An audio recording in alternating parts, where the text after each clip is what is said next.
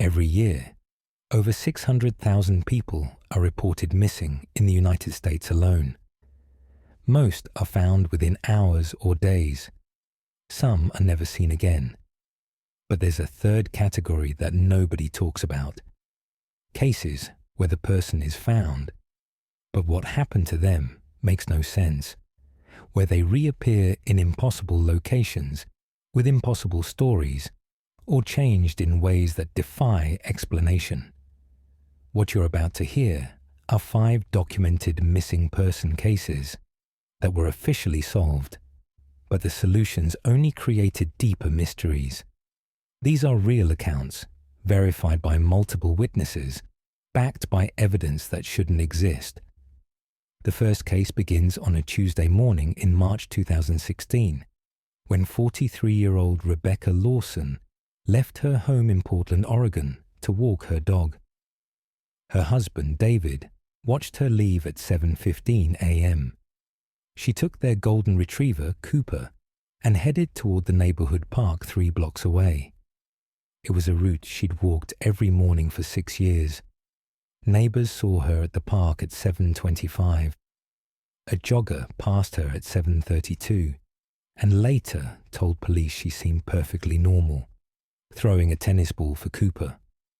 But Rebecca never came home. By 9 a.m., David was calling police. By noon, search teams were combing the area. By evening, the case had made local news. And then, 3 days later, Rebecca Lawson walked through her front door as if nothing had happened. But everything had happened. Rebecca was confused about why everyone was crying and hugging her. She insisted she'd only been gone for 20 minutes. According to her timeline, she'd thrown the ball for Cooper, watched him chase it into a cluster of trees, and followed him in to retrieve it. She said she'd walked into the trees and immediately walked back out. 20 minutes, maybe 30 at most. But 3 days had passed. 72 hours that Rebecca had no memory of, no explanation for. And that's when things got stranger. Cooper, the dog, was never found. Search teams had been looking for both Rebecca and Cooper. They found Rebecca, but Cooper had vanished completely. No body, no trace, as if the dog had been erased from existence. Detective Sarah Chen interviewed Rebecca extensively. Medical examinations showed Rebecca had lost 14 pounds in 3 days. Her body showed signs of dehydration and malnutrition, consistent with not eating or drinking for 72 hours. But Rebecca insisted she wasn't hungry, wasn't thirsty, felt fine. Her watch had stopped at 7:34 a.m., the exact time witnesses last saw her entering the trees. When technicians examined the watch, they found something impossible. The internal mechanisms had aged, corroded, as if the watch had been exposed to decades of weathering in a matter of days. But Rebecca's skin beneath the watch was unmarked, no tan line, no indentation, as if the watch had been on her wrist and not on her wrist simultaneously.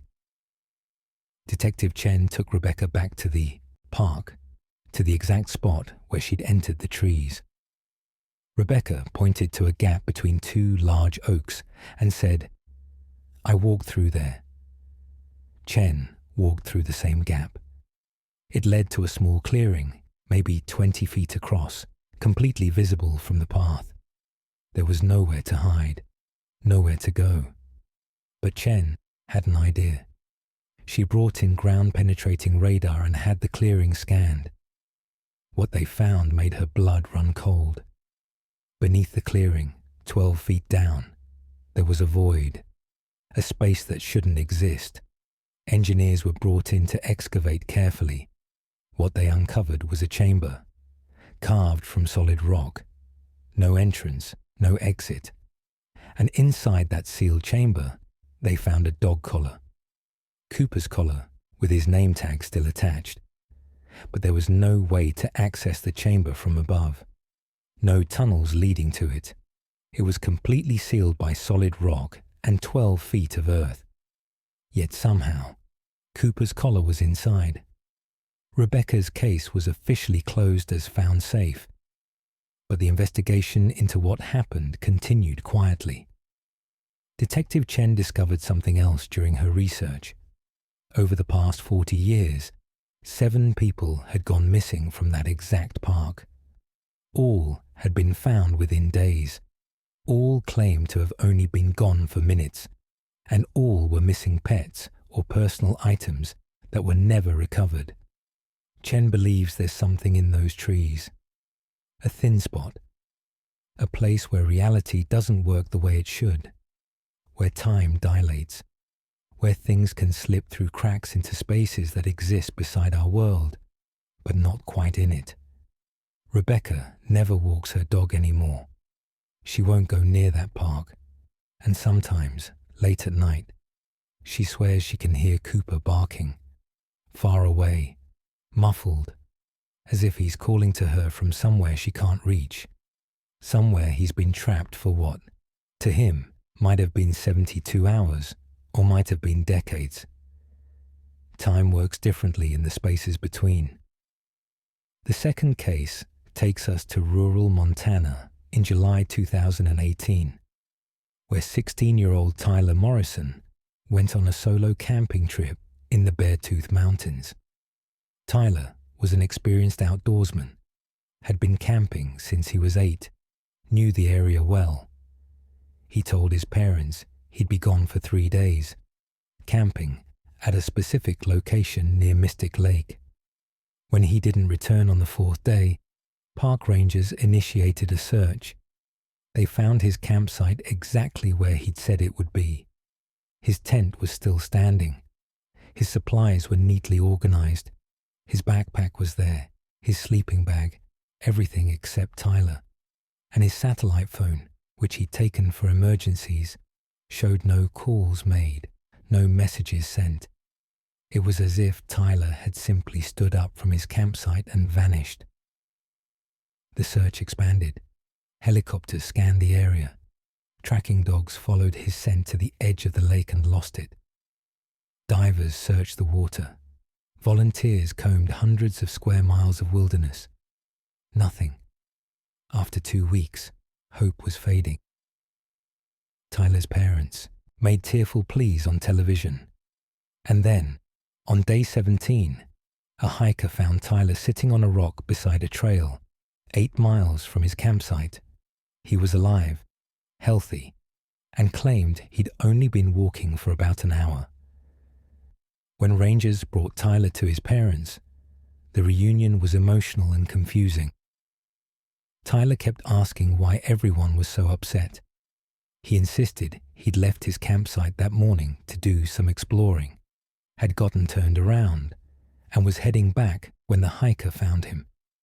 1 day, maybe 12 hours gone, by his reckoning, not 17 days. Search and rescue coordinator James Parker examined Tyler carefully. The teenager's stubble growth was consistent with about 3 days, not 17. His clothes showed minimal wear. His boots had dirt on them, but not the kind of accumulated grime you'd expect from over 2 weeks of wandering in the wilderness. Most disturbing was his body weight. Tyler had gained 7 pounds. In 17 days of being missing in the wilderness with no food, Tyler had somehow gained weight. Medical doctors had no explanation. Nutritionists were baffled. Tyler's father, desperate for answers, had his son's blood tested extensively. The results showed Tyler's body had metabolized food recently, within the past day. But Tyler insisted he'd eaten nothing since leaving his campsite that morning. Parker decided to retrace Tyler's supposed route. He brought in forensic experts and started from Tyler's campsite. They followed the direction Tyler said he'd walked. 3 miles from camp, they found something that made the case even stranger. In a small valley surrounded by peaks, they discovered a second campsite, fresh, recently used. There was a tent, a sleeping bag, supplies, and all of it belonged to Tyler. His name was written on the tags. His DNA was all over everything. But here's what made no sense. This second campsite showed evidence of being occupied for at least 2 weeks. Food wrappers accumulated in a neat pile. A journal with 14 days of entries. Detailed descriptions of daily activities, explorations, thoughts, all in Tyler's handwriting. The entries described catching fish, foraging for berries, exploring caves. A perfectly normal solo camping experience. The final entry, dated the day before Tyler was found, simply said, "Tomorrow I head home. This has been the best trip of my life. I feel different, stronger, like I've lived months in these 2 weeks." But Tyler had no memory of any of it. He didn't remember the second campsite, the journal entries, the 2 weeks of surviving alone. According to him, he'd left his first campsite, walked for a few hours, gotten lost, and been found. Parker believes Tyler experienced some kind of fugue state, a dissociative episode where part of his mind continued functioning, setting up camp, writing journal entries, surviving, while another part of his consciousness was absent. But that doesn't explain the physical impossibilities, the weight gain, the metabolization of food. Tyler doesn't remember eating. The journal entries that describe experiences Tyler can't recall. It's as if Tyler split into 2 versions, one that experienced 17 days and one that experienced 12 hours. And when he was found, the wrong version returned, the version without the memories, leaving the other version somewhere out there in the wilderness, still camping, still surviving, still writing in a journal about experiences that Tyler sitting at home can't remember. Tyler's parents took him home, grateful to have him back, but disturbed by the inconsistencies. And here's the detail that keeps them awake at night. Sometimes Tyler says things he shouldn't know. References experiences he claims not to remember. Describes trails he insists he never hiked. It's as if the memories are there, buried, trying to surface. And sometimes Tyler sleepwalks. His parents find him outside, walking toward the mountains, moving with purpose, as if part of him is trying to get back to that second campsite, back to the version of himself that spent 2 weeks in the wilderness and loved every minute of it. They've had to install locks on the doors, alarms on the windows, because they're terrified that one night Tyler will succeed in walking back into those mountains. And this time, the version that returns might not be the version they know. The third case is perhaps the most disturbing because it involves an entire family. In October 2019, the Patterson family drove from their home in Denver, Colorado, to visit relatives in Albuquerque, New Mexico.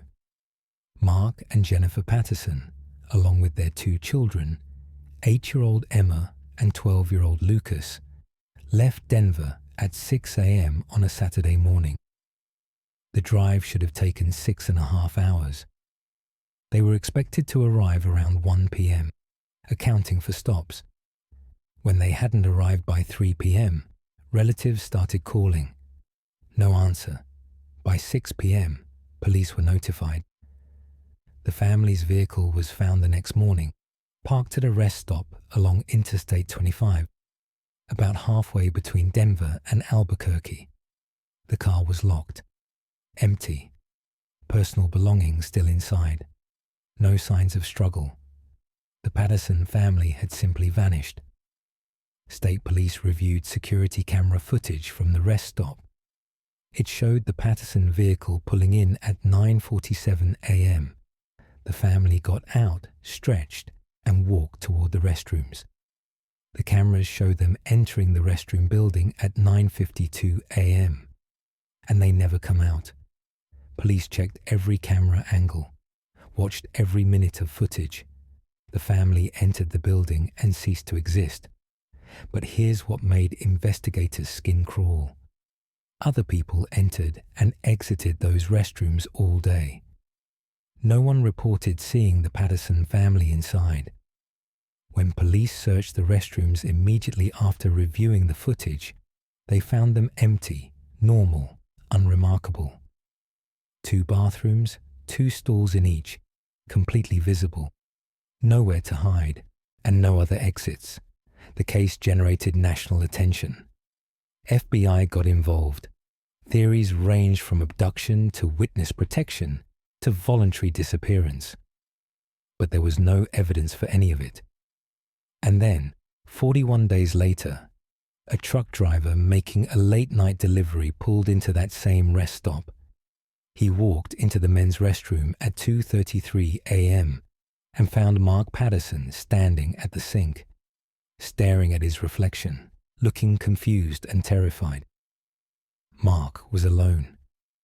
Within an hour, police had located Jennifer in the women's restroom, and both children wandering in the parking lot. The entire family was back, and they all told the same impossible story. According to the Pattersons, they'd entered the restrooms, used the facilities, and walked back out to their car. But when they exited the building, everything was wrong. The parking lot was empty. Their car was gone. It was nighttime, though it had been morning when they entered. They tried to flag down help, but cars passed through the rest stop without stopping, as if they couldn't see the family waving frantically. For what felt like 5 or 6 hours, they were trapped in a version of the rest stop that was occupied but abandoned. People came and went, but wouldn't acknowledge them. Cars pulled in and out, but their own vehicle never appeared. And then, suddenly, it was nighttime, and they were visible again. The truck driver could see them. Police could see them. They were back. FBI investigator Rachel Torres documented every detail. Medical examinations showed the family had been without food or water for 41 days. They'd all lost significant weight, showed signs of severe dehydration and starvation. But mentally, they'd only experienced about 6 hours.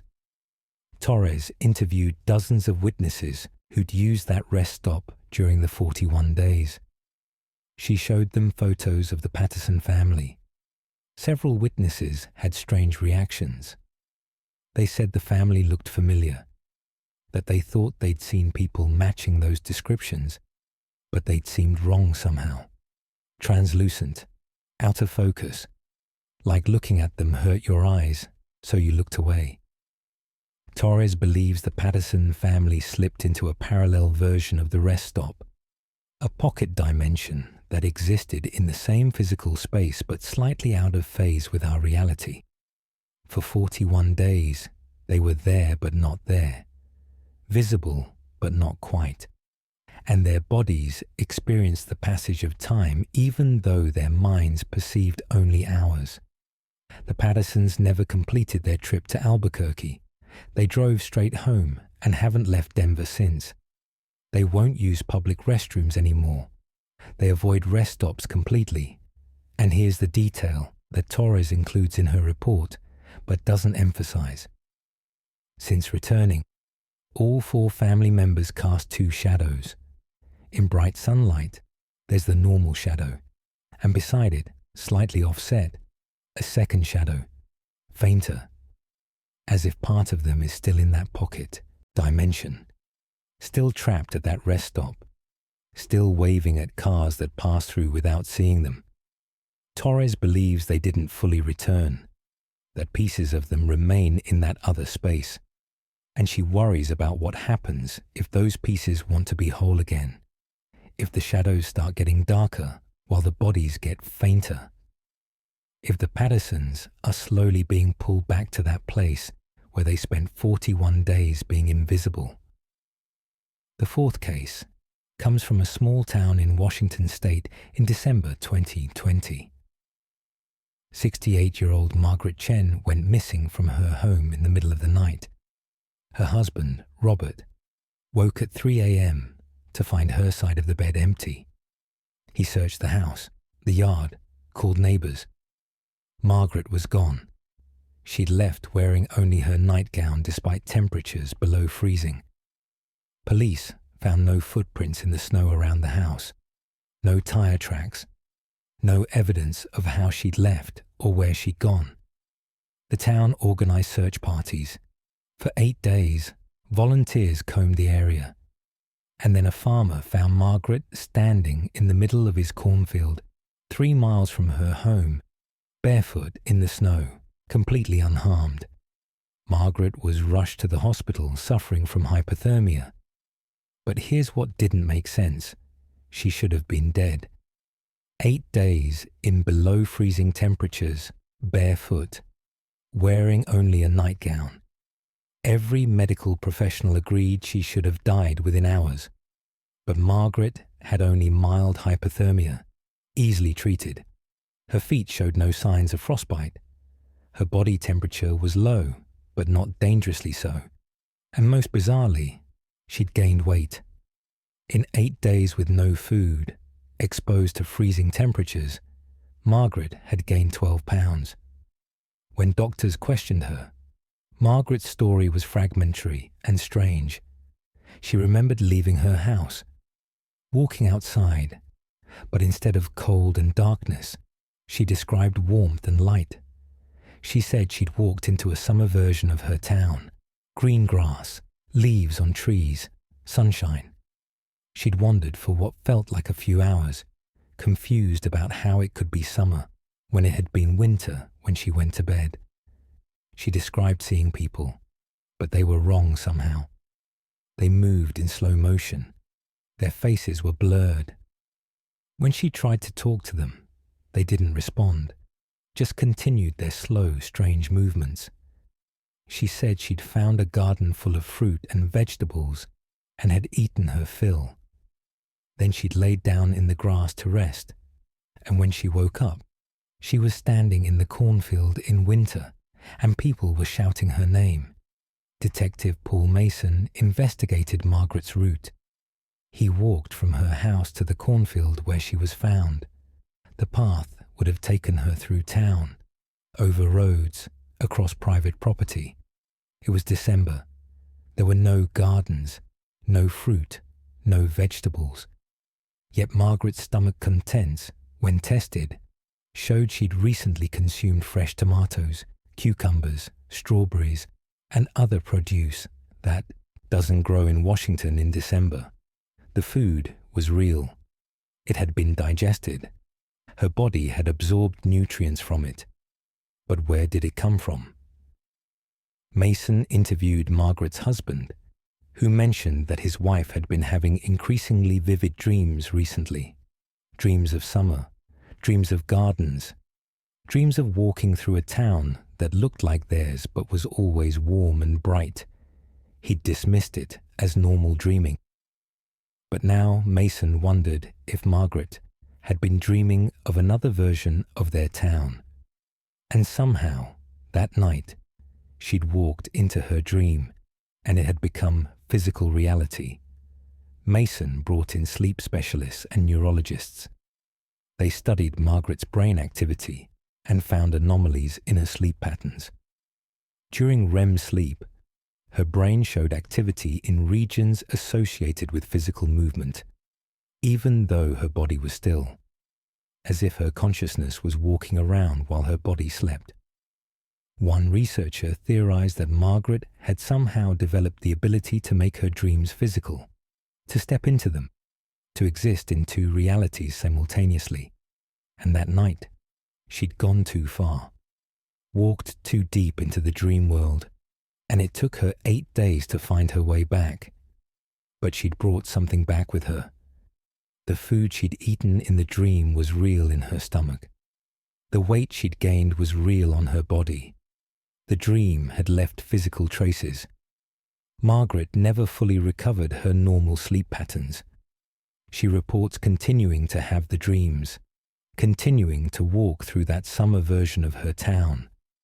Sometimes she wakes up with grass stains on her feet, even though she never left her bed. Sometimes she has cuts or bruises from dream injuries that manifest on her physical body. Her husband has taken to tying a bell to her wrist at night, so he'll hear if she starts sleepwalking. But Mason worries it's not sleepwalking. He thinks Margaret is still accessing that other place, still existing partially in a dream world that's as real to her as waking reality. And he wonders what happens if she goes too deep one night and can't find her way back, if she gets trapped in eternal summer while her body lies in bed, slowly wasting away, unable to wake because the dreaming part has gone somewhere the waking part can't follow. The fifth case connects all these missing person mysteries because it suggests they're part of a larger phenomenon.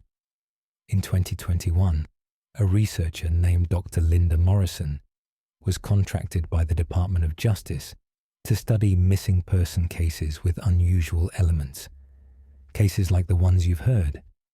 She compiled data on over 200 cases spanning 30 years, cases where people vanished and returned with impossible stories, with lost time, with physical changes that defied explanation, with experiences that suggested reality was more fluid than we believed.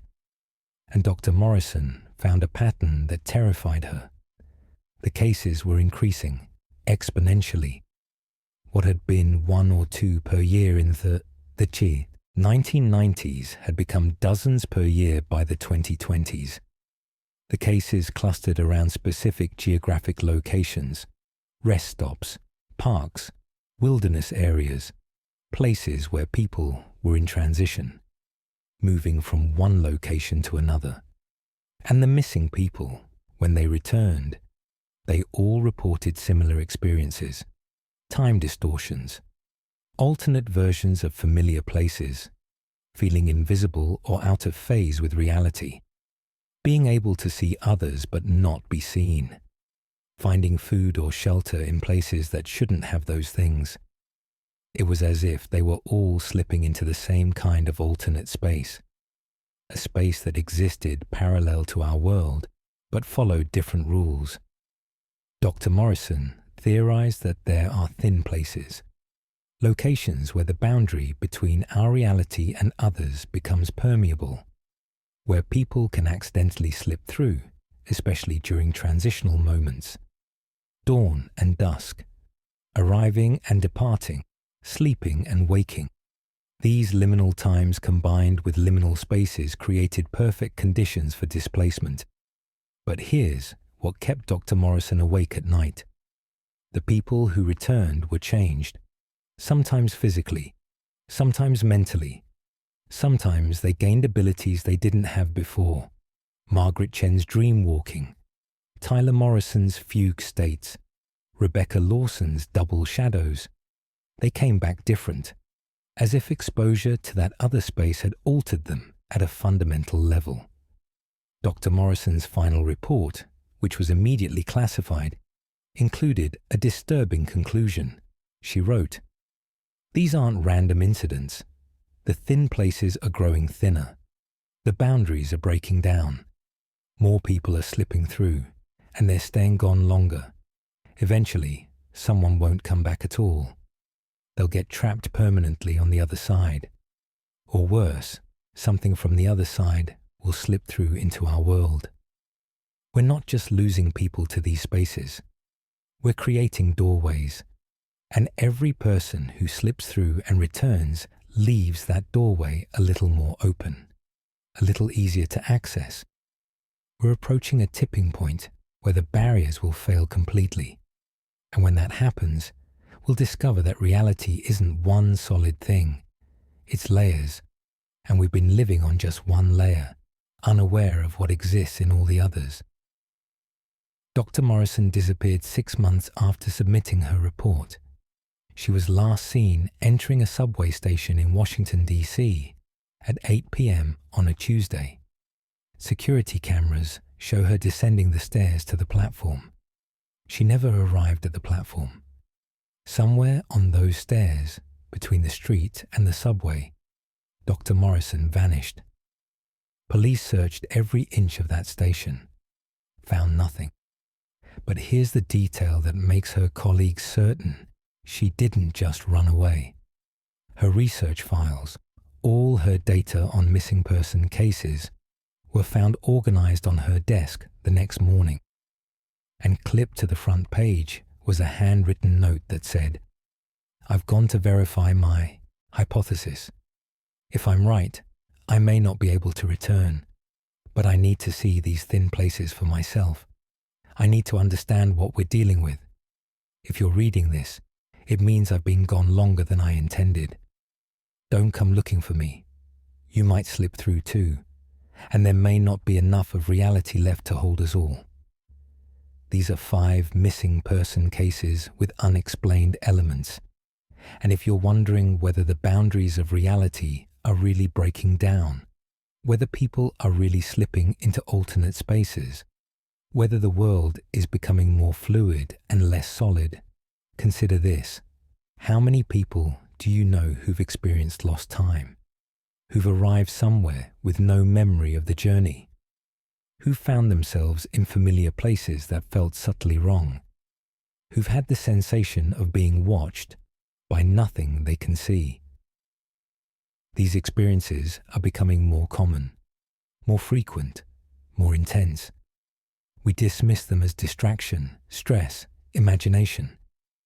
But what if they're symptoms, early warnings that we're all starting to slip, starting to exist in multiple layers of reality simultaneously, starting to become unstuck from the single solid world we thought we inhabited? The missing persons are coming back changed, and those of us who haven't gone missing yet, we're changing too, slowly, gradually, as the boundaries thin around us, as we brush against those other spaces in moments of transition.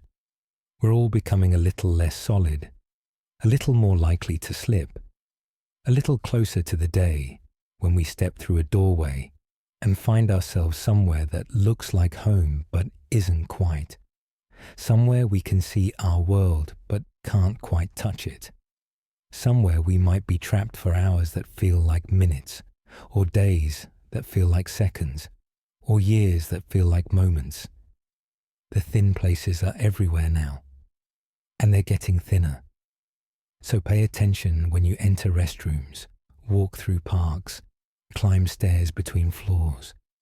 Pay attention to that feeling of displacement, of being not quite where you should be, because that feeling might be the only warning you get before you slip through, before you become another case file in Dr. Morrison's research, another impossible story about someone who vanished and returned changed, or vanished and never returned at all.